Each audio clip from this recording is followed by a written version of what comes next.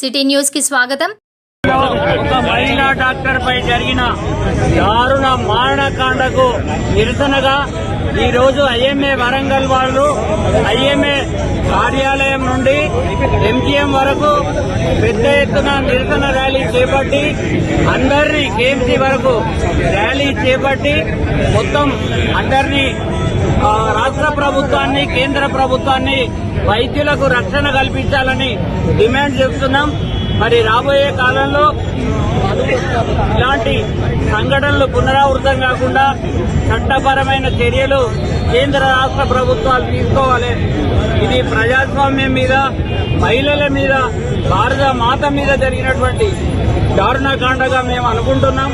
మరి ఎవరైతే ఇంటలెక్చువల్ మేధావులు ఉన్నారో, రాజకీయ పార్టీలు ఉన్నాయో వాటన్నిటికీ అతీతంగా దీని మీద స్పందించి పెద్ద ఎత్తున ర్యాలీలు, నిరసనలు లేకపోతే వైద్యం బంద్ చేయడానికి మేము నిర్ణయం తీసుకోవడం జరిగింది. వెంటనే ప్రధానమంత్రి గారు